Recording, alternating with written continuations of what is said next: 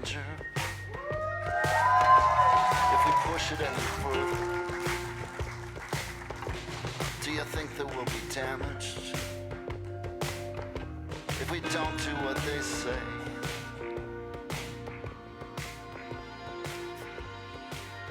Okay, so I remember the day when I committed to giving a TEDx talk. There was this wave of self-belief, immediately followed by that low undercurrent of self-doubt. As I headed back to my office, I need you to be imagining Edvard Munch, The Scream. And searching for an escape, I FaceTime called my son, Vincent. He's 7 and lives in Vietnam, so a great way to escape. And we chatted for a while, and then I said, okay, Vincent, I've got to get back to my work. Stern-faced, he stared down the camera, and he said, you're not going anywhere. Later, at the bus stop, heading home, message flashed up on my phone. You're in. This is what you ordered. Turned out it was just my ticket confirmation for Tinder Sticks at the Royal Albert Hall next March. But it's okay. I get it. I need to turn up. I need to be present. I need to stay with it. And I think that as a leader, I need to not just turn up physically, but I need to be present emotionally. I need to be leading consciously and thoughtfully if I'm going to stand any chance of building an organization which is capable of growth and joy and bringing about meaningful change and exciting people about learning. I need to be living and leading consciously. And not only is this hard, but speaking as a leader in education, I think that this is fundamental to how we should be educating and leading young people, but we don't. And today, what I want to do is bring leadership and education a little closer together. If I ask myself the question, looking back over the years in which I've had the privilege and responsibility to lead my organization, what is it that leadership truly demands of me? Because you know what? I reckon that the audit compliance and the data analysis and the budget planning, those tasks are going to be there when I get back to them. Of that, I'm fairly certain. So what is it that leadership demands of me that truly makes a difference? And I think that it is the work that I do beneath the surface. It's the self-led inquiry into being fully conscious and receptive that makes the difference. It's the work that other people don't see, but they definitely witness the consequences of it coming to the surface. And so I demand of myself 3 things. Firstly, I must always question myself. Now, this is not the same as doubting myself. In fact, if I don't question myself, then I have no kind of a mechanism to stand up to the fears and anxieties and doubts. I tend to over-personalize problems as they come fast towards me down the tracks.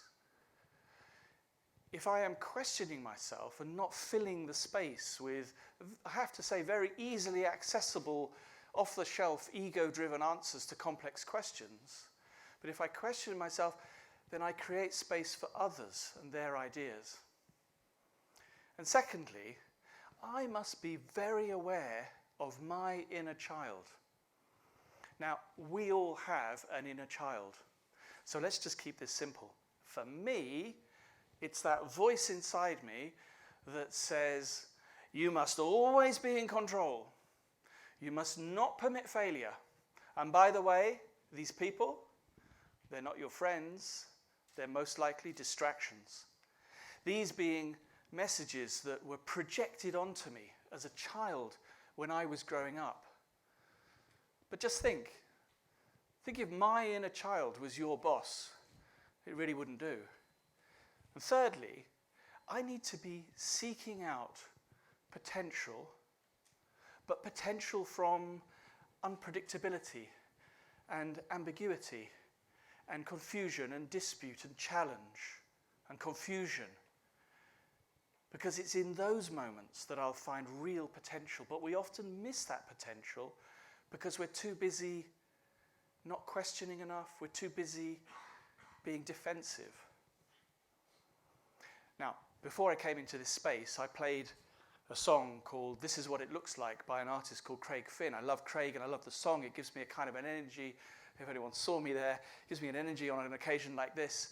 And I went to see Craig playing in a small room above a pub in Camden, wet, windy night, as I recall, in March. Man with a guitar, playing a set of songs, mostly about relationships that broke down, or people we lost too soon, or paths that we follow in life which are intrinsically difficult. Oh, and you know what? I saw some people in the audience nodding and looking at their shoes a little. This was not the big arena experience. But Craig ended his set with this song, This Is What It Looks Like. Another song about two people wandering the streets at night. There's broken windows. There are problems. But those two people, in that context, they find one another. They find connection. They find meaning. They find empathy. And as Craig started to end the song, it broke into a refrain. This is what it looks like when we're joyful. This is what it looks like when we're joyful. And people began to kind of mutter that and then chant it and then sing it. The struggle is there. The struggle is not going away, but it's in those times that we can still find connection and empathy and meaning and purpose. And I say to students when they come into the building, I want you to be happy when you come inside the building, but please don't think that you have to wait until all of the problems and the challenges have gone away. They will be there, but you'll come into the building and you'll find a way of connecting. You'll find a way of finding a sense of belonging, a sense of meaning, a sense of purpose, and that will help. And as a leader, if I can work on being conscious, then I can connect more. If I can dial down, quieten down that inner child, I can discover more. And that seems so simple, doesn't it? But ask yourself the question, when you go into work each day, are you truly surrounded by people who are comfortable with unpredictability? Are you truly surrounded by people who embrace the need for change, who are coming to work each day, seeking to commit to connecting on a deep level, comfortable where not all the data is there available to them to make decisions? I think it's important, because I think in the future, AI has probably got standardization and speed and predictability kind of bottomed out for us. And it's going to be necessary for us as the humans in the room to be connecting together and noticing a new need, noticing the possibilities that might arise from difficulty. And the real problem is that behind us, we have young people coming through an education system that is not preparing them for those work challenges.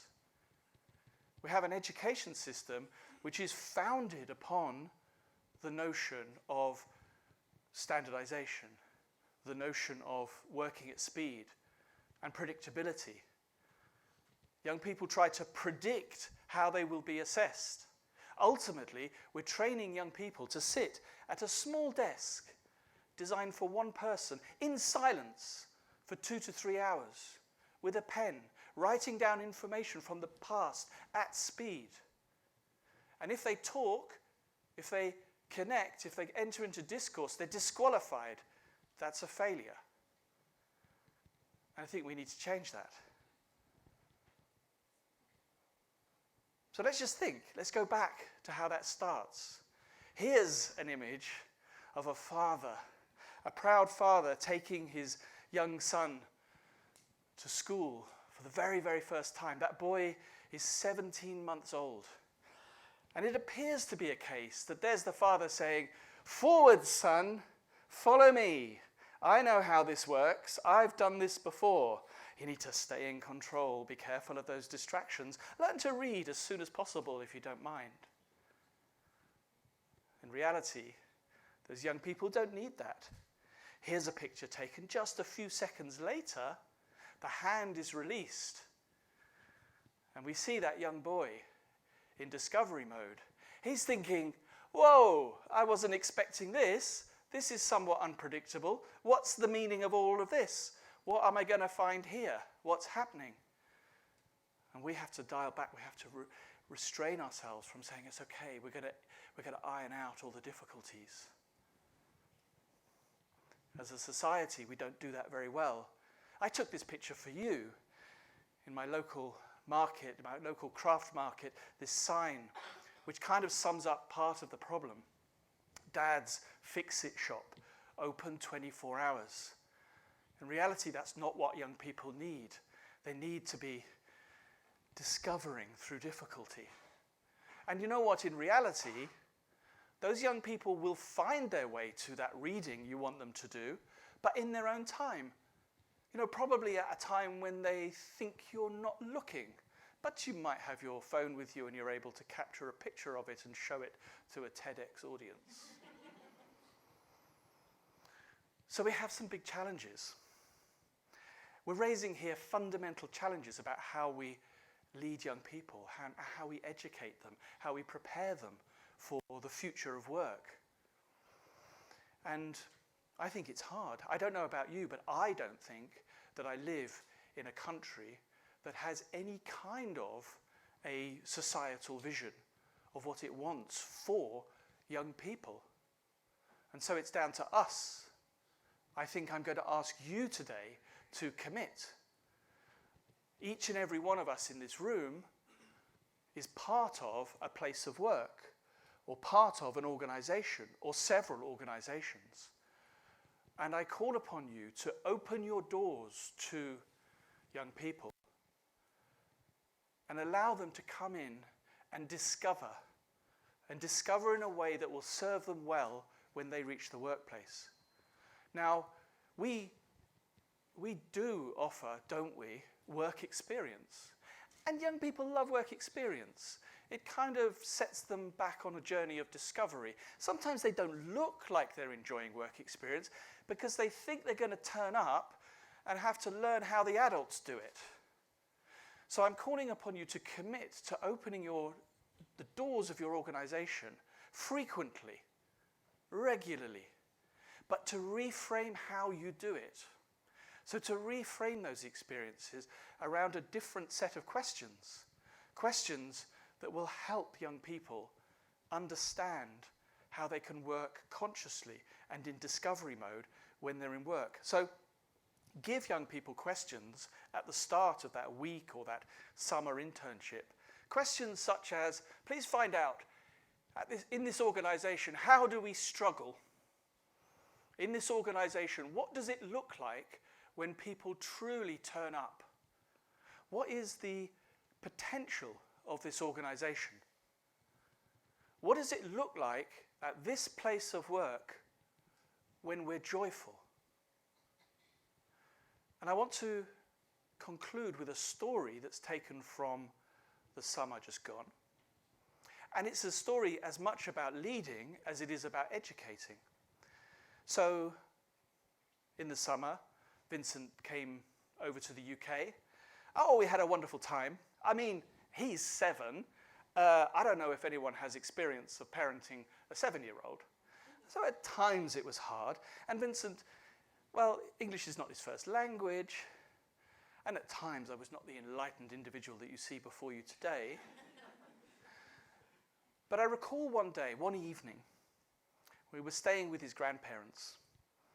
And I felt that he'd been terrorizing his grandparents just a little bit too much. So I said, hey, Vincent, you and I, let's just jump in the car, let's just drive down to the beach and just see if the cafe is still serving hot chocolate. Come on, let's go. And we jumped in the car.